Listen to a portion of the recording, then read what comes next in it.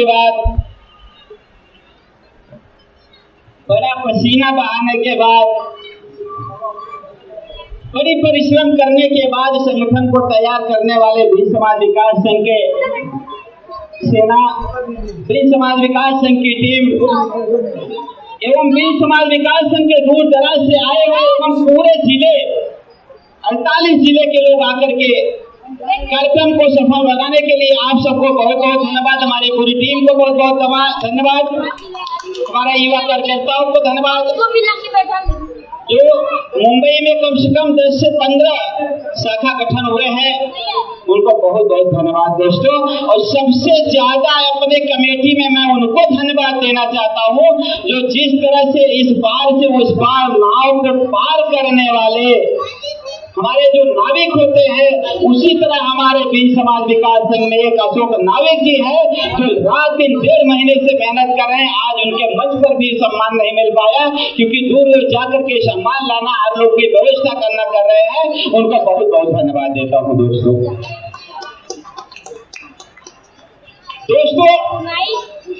मैंने सोचा था यह भील समाज विकास संघ का जब गठन हुआ तो आपको बता दे कि जब हमारे कार्यकर्ताओं का हम जो है सम्मेलन करते हैं, कार्यकर्ताओं को जो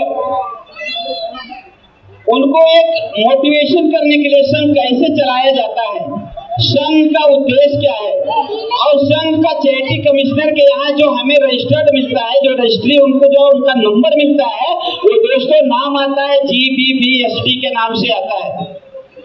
GBBST में पूरे देश को एक साथ लेकर चलने के लिए, पूरे समाज को एक साथ में जोड़ने के लिए उसके अंदर सारी चीजों का है। लेकिन वो अपने कार्यकर्ताओं को जब हम उनको मोटिवेशन करते हैं तो उनको बताते हैं कि ये संगठन का कार्य कैसा होता है। इन सबको करने के बाद आपको एक ट्रस्ट की कॉपी मिलती है, वो ट्रस्ट की कॉपी भी इस संगठन को मिल गया है। और आपको बता दूं, आज हमारे CA साहब किशोरीलाल भिंड जी बैठे हैं, इनके मेहनत से, इनके प्रयास से आपको बता दो कि यह संगठन कहां पहुंच चुका है।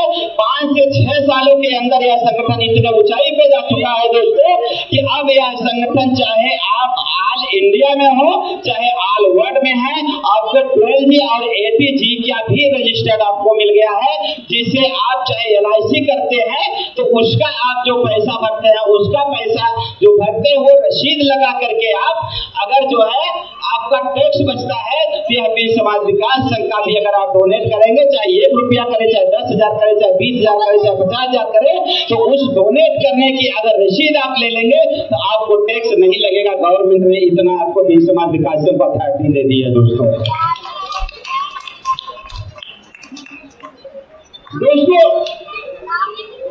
थोड़ा सा आप लोग को हंसाना चाहेंगे हम, क्योंकि पढ़ाई के बारे में ही हम आपसे बात कर रहे हैं। सभी लोगों ने बोला कि पढ़ना चाहिए, पढ़ना चाहिए, पढ़ना चाहिए जरूर दोस्तों, लेकिन कम पढ़े या एकदम न पढ़े तो ओवर एक्ट नहीं करना चाहिए।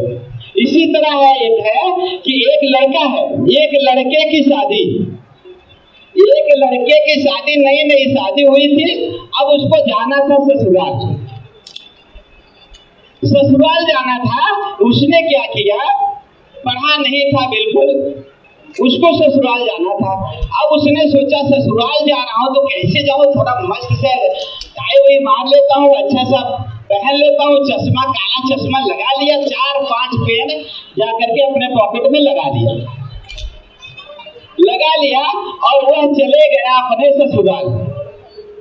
महिलाएं बड़े ध्यान से सुन रही है। अब वह चले गया ससुराल जाने के बाद दोस्तों जब वह शाम को पहुंचा, उसका खातिरदारी की गई, उनको खिलाया पिलाया गया, रात भर वह सोए। सुबह उठे तो उस समय दोस्तों ठंडी का मौसम था। सोच लीजिए कि वह जो है सुबह उठे और आग अंगीठी जलाई जाती है ठंडी के मौसम में, लोग कौड़ा बोलते हैं, आग तापते हैं, वहां बैठ गए। अब मेहमान भी बैठ गए और लोग भी बैठे थे तो याद आई उनकी सासू माँ को। उनको याद है कि कल तो मेरा मुंबई से चिट्ठी आई है और वह चिट्ठी मुंबई से मेरा लड़का भेजा है, तो क्यों ना इतना बढ़िया हमारे पढ़े लिखे लग रहे हैं हमारे दामाद जी, उनसे ये चिट्ठी पढ़वा दो। अब समझ लीजिए कि वह चिट्ठी लाई गई और वह चिट्ठी उनको खोल के दिया गया कि मेहमान जरा सा पढ़ दीजिए कि चिट्ठी में क्या लिखा है, क्योंकि हम भी हाल समाचार अपने बेटे का पा जाऊं।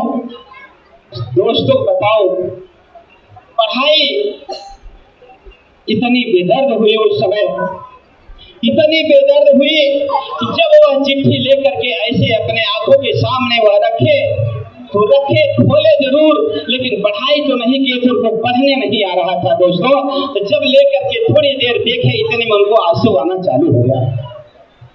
उनको गिलानी महसूस हुई कि क्या बताऊं, काश अगर मैं पढ़ा होता तो मेरे ससुराल में बेइज्जती नहीं होती, क्योंकि मैं पढ़ नहीं पा रहा हूं तो मैं अपनी सासू को माँ को क्या बताऊं।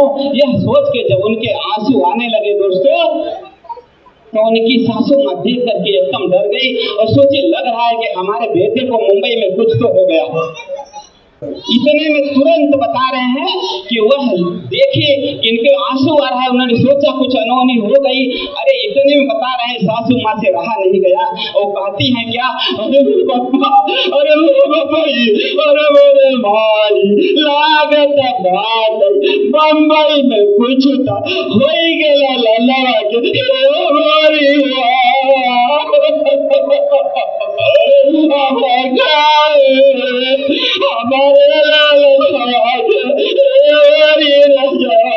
कुछ ना बता